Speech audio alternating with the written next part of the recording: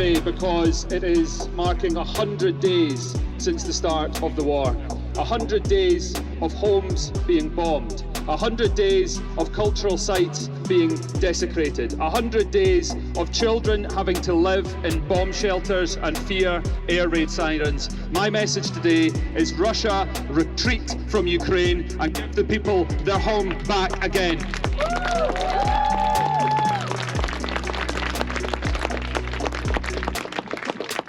It's so important for us in the international community to make sure that we continue to show our support and solidarity through events like this. It is by people coming together, by people and countries, nations, cultures all around the world coming together, showing right from wrong, showing good from evil, that Putin continues to be ostracized in the international community. It is important that we can keep on showing solidarity with the people of Ukraine to ensure that Putin has nowhere left to go.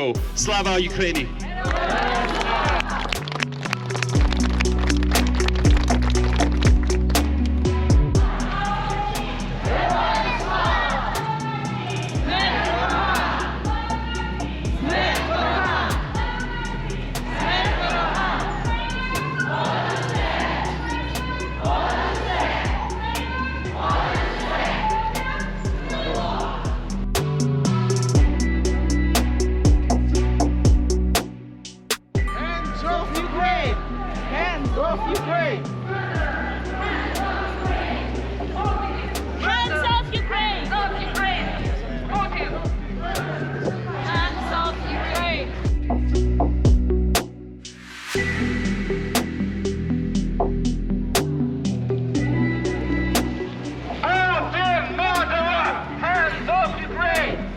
Putin!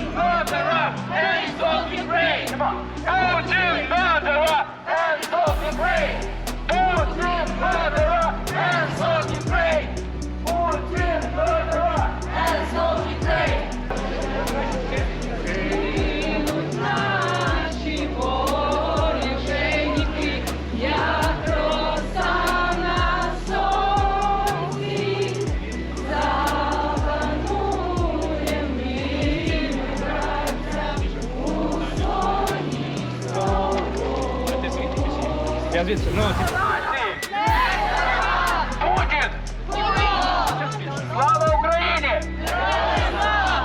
Слава нації! Путіна! Путіна!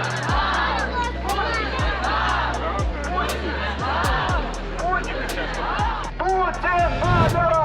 Hands off Ukraine! Hands off Ukraine!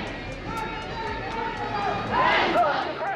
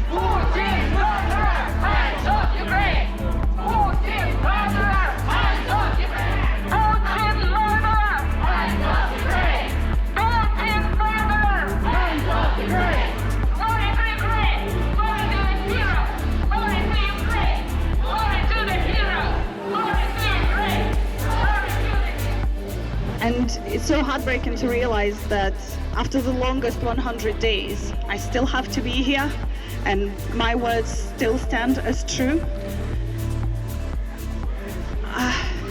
The 24th of February 2022 has split the lives of me and millions of Ukrainians into the before and the after.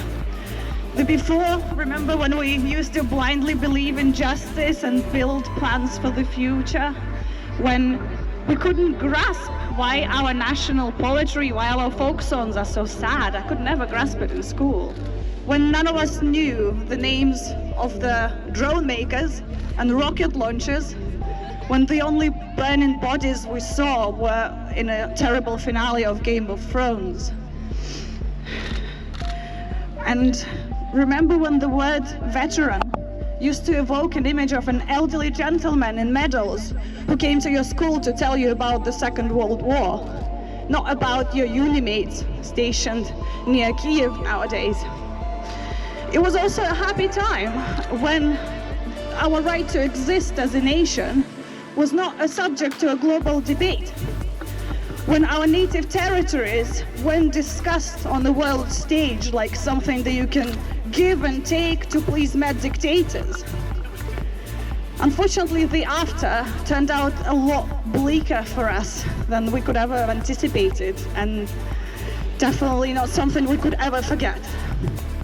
The mass killings in Bucha and Irpin, the bombing of train station in Kramatorsk, the leveling of Mariupol, the deliberate use of sexual violence against the Ukrainian population, the torture of Azovstal soldiers, and filtration camps, and many, many other war crimes that we witnessed during the last 100 days. What they showed is that the rules of humanity don't really apply to our Russian neighbor, and that trying to negotiate with them is just not possible. The West has forgiven Russia for so many things. Over the years, we forgot Moldova, Georgia, Crimea, the east of Ukraine. We forgot polonium tea in London. We forgot the downed Malaysian plane, the chemical weapons in Salisbury, and those are just to name a few. And now some politicians are suggesting that we add Ukraine to this never-ending list of Putin's wants, and we just silently take it. That's not going to happen. To them, I would like to remind that the millions of my countrymen who showed the world the true meaning of heroism over the last 100 days are not a sacrificed lamb to get to business as usual.